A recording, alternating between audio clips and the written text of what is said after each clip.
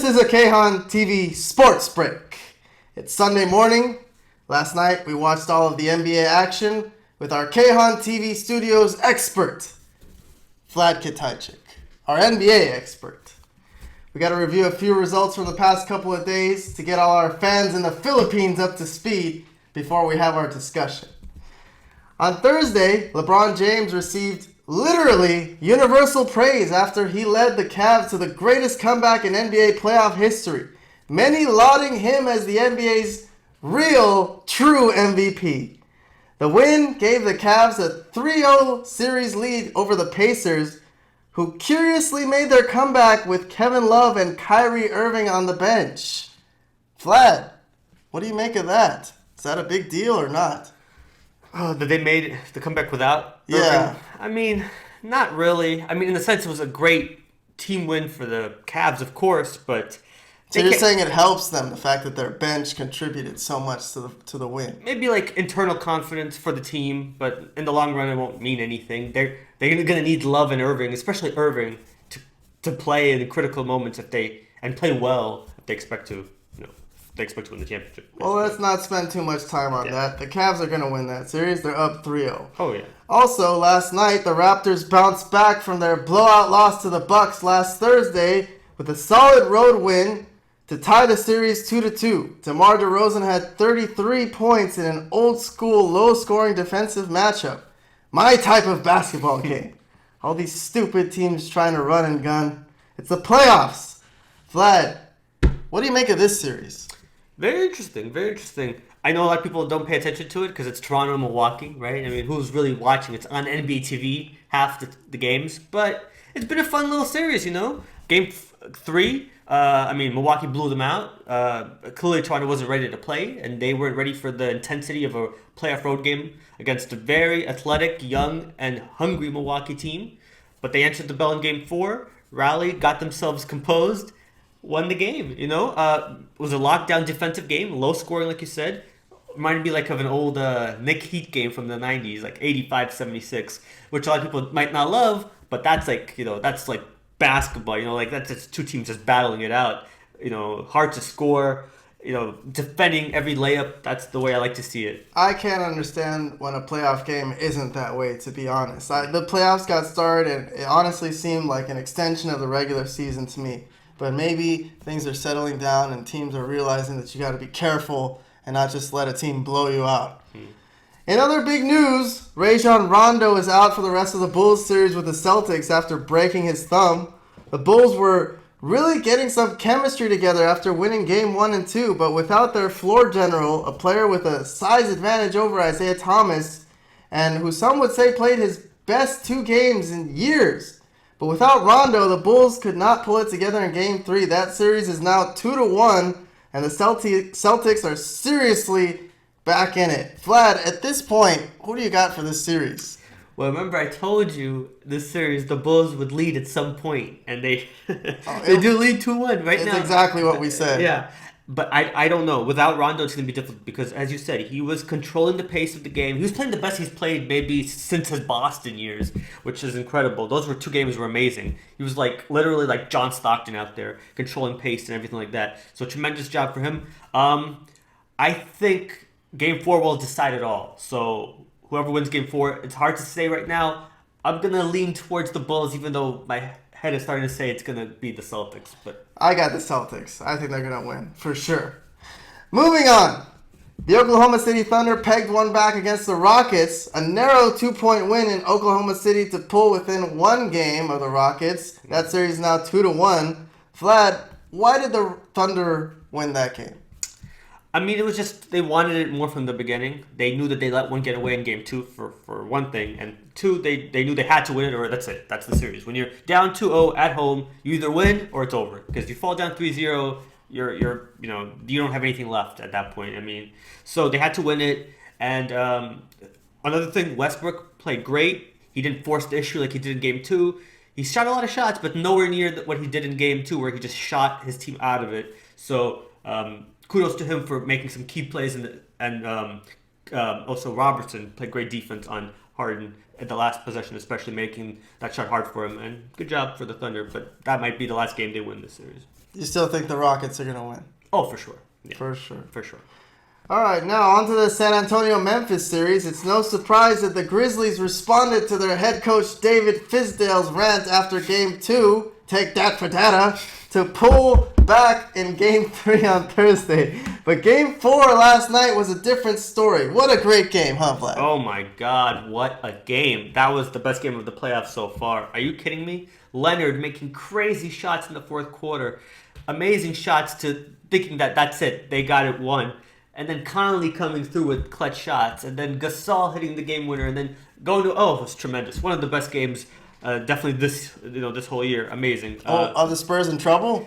They're not in trouble, but they know now that they're in a fight because Memphis. That's what they do. They fight, they claw, they'll fight you to the death. This is not a series against like where the Rockets are playing up and down, and nobody gives a shit what's going on. This is men's basketball right here. This is what it's all about. Love it. Yeah, the Grizzlies are definitely a team no team wants to play against. They have a chance against anybody, even the Warriors. For some reason, they just bruise, they battle, and they can beat you on any given night. In the best of 7 series, they wear you out. They make it so difficult. But you still have the Spurs. The Spurs will prevail, but it's going to be a war. It's not going to be easy. These whatever it is, 2-3 games, it's going to be a war.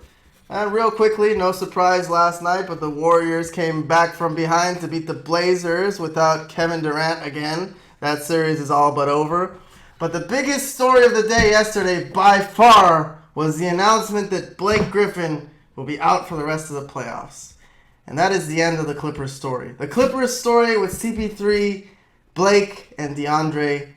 This team will not come back. Even if they beat the Jazz by some miracle, they have no chance to beat the Warriors without Blake Griffin. And in hindsight, the right thing to do would have been to trade him for Carmelo Anthony at the deadline. Now, I can't sound too emotional, but this is pretty devastating. It hasn't even really sunk in yet for Clipper Nation that our ride is basically over. Blake Griffin dunking all over people's faces. For a Clipper fan, it was an incredible thing to see us dominating NBA opposition. Now, Vlad, there's no more script for the rest of this episode. It's just us. I can't really talk coherently right now. I'm kind of drunk. But what the hell? What the hell, Vlad? This is... Oh, wow. Okay. We have about 5 minutes left. We're going to talk about the Clippers for the rest of the show. Well, look, obviously, I've never been a huge Clipper supporter, but I do feel bad for Chris Paul. I do feel bad for that organization, their fans. Because obviously, this is another one of those, oh, God, is this happening again? Can we have 1 year of just healthy basketball, healthy players playing in the playoffs? I do feel bad, and now it does look like most likely, this is the end of that, the Jordan, Paul and Griffin era. And so it is a shame, but that it ends that way, that they don't go out at least playing with, and fighting. But honestly, I didn't think I didn't have much confidence in them to begin with, and I obviously don't have that much confidence in them now without Griffin. So, you probably should talk about it more than I do, because I won't have anything positive to say about the Clippers, you know that. Well, I was silently pretty optimistic, to be honest, that once we got past the Jazz, we would have really fair crack at the Warriors. The last time the Clippers were healthy in the playoffs, they defeated the Warriors. They were the last team, besides the Cavs in the finals last year, to beat the Warriors in a series. Mm-hmm. And I was really excited to see it happen again, for once, with a healthy team. And I consider the Clippers, at this point, the Sacramento Kings of this generation. I feel like they should have won a title. They missed out on an opportunity. There was a couple of seasons where they were healthy and they just lost. They lost to the Thunder, they lost to the Grizzlies, and those were the years that they had a chance. 2 out of 5 years. The rest of the years, injuries set them back. I don't know if it's just the fact that they're injury prone or there's some kind of curse over this team since Donald Sterling used to be the owner, and maybe the gods just don't feel they deserve it, that this team has to go through more trials and tribulations to someday maybe turn it around. Right. But it was just too quickly. I mean, they were not a playoff team before they got Chris Paul. Right. They got Chris Paul. They immediately became title contenders. Yes. I mean, you're right that they seem a little bit cursed, and maybe I don't know if there's a curse of Donald Sterling and everything that went on there. Who knows? But I can't agree with that. They're the Sacramento Kings of this generation. I don't think so. They were not as good. I'm sorry. We don't agree on that. We're not going to agree on that. Well, they definitely had a chance. They had a crack. To win a championship? No, I don't think so. I do. I don't think so. I do. I don't agree at all. But that's what sports is all about. Some people see it differently than others. But I don't see how. What season could they possibly have won a championship? I can't. The year they lost to the Thunder, in the conference semis. That was the year that Chris Paul blew it. That's the year he'll kick himself for and have nightmares for. They should have won one title. Out of the whole thing, they were good enough to defeat any team in the NBA in a 4 out of 7 series. I mean, I see what you're saying. They did blow that series, as they've blown a couple of series in their time. The Houston series being another huge one. No, I don't agree with that. I don't agree that the Houston series was a blown series. That wasn't a blown series. You lead by 20 points. With like. Well, that's the big. With 15 minutes left. We have about 2 minutes left in the show. Fine, but yeah, fine. I'll conclude the show. Conclude, please. I'm the Clipper fan here. All right. I've been a Clipper fan since 2004. The first time they had Lamar Odom. The first Lamar Odom era. The first time they were run and gun. They were run and gun before run and gun was popular. Before Mike D'Antoni and the Phoenix Suns. And that Clipper series with the Rockets is the big white elephant in the room for Clipper fans. Because that supposedly is the series that they should have won. Because they were up by 20 points in the third quarter of Game 6, up 3-1. But you know what? Chris Paul got hurt against the Spurs in the series before. He was playing on one leg the whole time. He was walking around the whole series. Finally, the Rockets decided to get serious and buckle down and defend the paint. Chris Paul couldn't attack the paint with one leg. Blake Griffin couldn't get past Dwight Howard. And I'm sorry, but Dwight Howard beat us in that game. They won the game. We lost that game. We lost Game 6. We lost. Right. We just lost. I know. We lost. It's sad, and that's just the truth of the matter. Sure. We thought we had a chance to get it back if this team was healthy. I know they had the confidence that they were going to beat the Warriors this year. And unfortunately, it's a sad thing that'll never happen.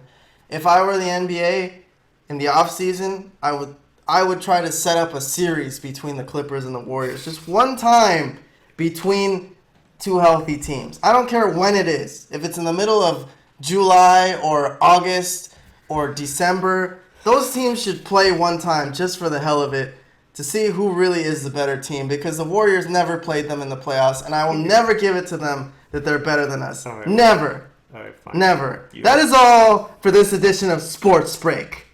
Vlad, thanks for coming in on such short notice. You're the best. Of course. You're needed here because it was a very historical night tonight. The end of an era. I know you're a Laker fan, so you don't care too much, but it is what it is. It's a tragedy for us NBA fans. We'll see you next time.